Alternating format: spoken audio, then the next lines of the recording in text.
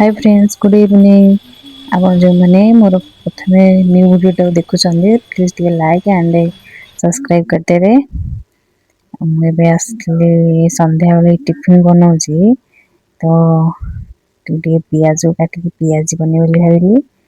तो किनिक आइले तो बहुत सारा ऑयल रोचे ना, मुझे भाविली निजे घरे तैयारी करी। तो पियाज काटिक बेसन गोलेकी छाणुची देखो।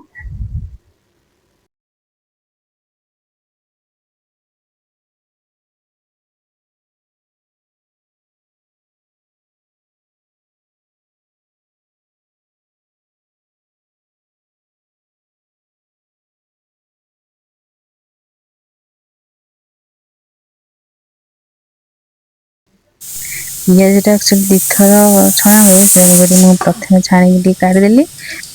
ग्लास चापिदेला सी पूरा चटका होगा, फिर आउ थे छाणी देखते मैं अल्प पूरा तेल पूरा भलसे छाणी पूरा मुड़मुड़ लगे, बढ़िया लगे खाया।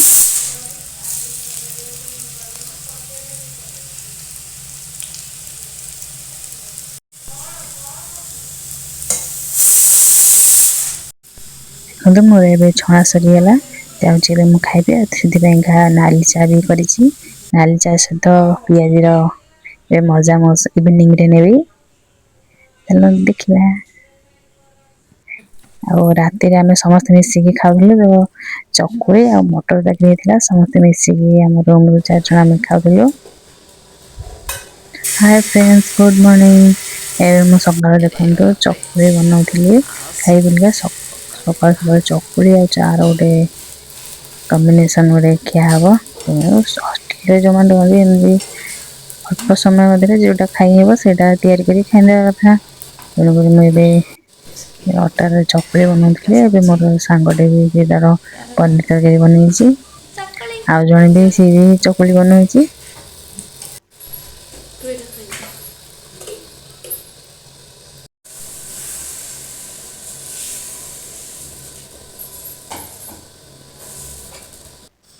देखो मोर चकुली तैयारी पूरा रेडी है। चकुली सांग को नाली चा तो मिसिक आगे खाई समस्ते।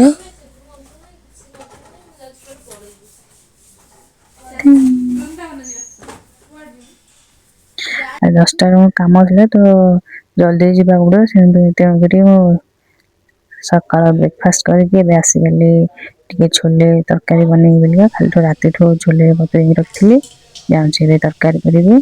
देखो गोटा गरम मसला पकई आ कंचा लंका भी काटिक दे पियाज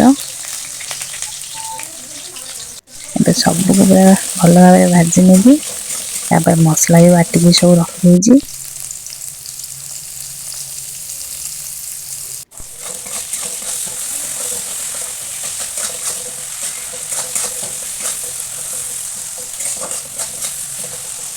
प्लीज जो मैंने भी मो चैनल को नुआ देखुं लाइक एंड सब्सक्राइब करिए।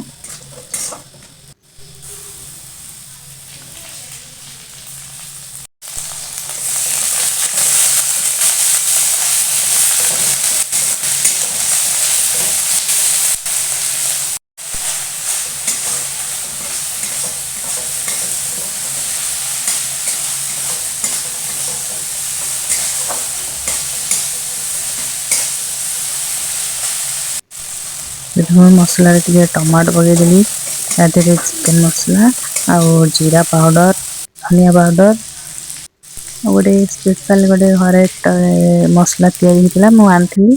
तो से मसला भी पकईदेवी।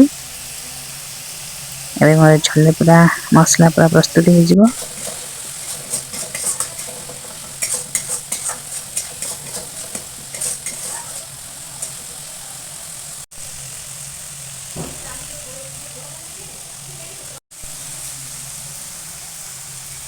छोले आलू को सीझे आलू को मुझे चंपड़ी पकड़ने वाले था गोटा पकई नुआ खड़िया छोट छोट पीस करदेवी। पीस कर सारापर मसला सहित गोले छोले भी पकईदेली।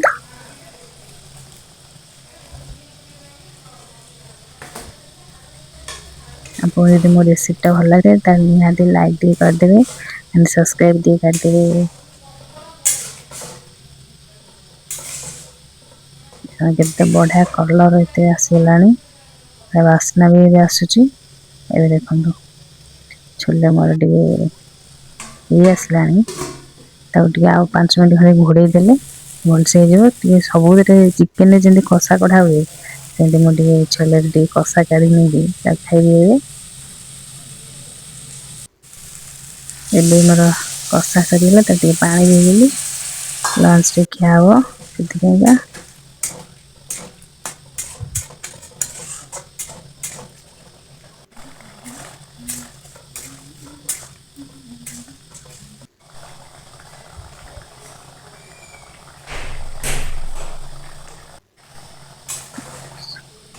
ये मो तरकारी खाइसलानी ता टिके गरम मसला पके देली।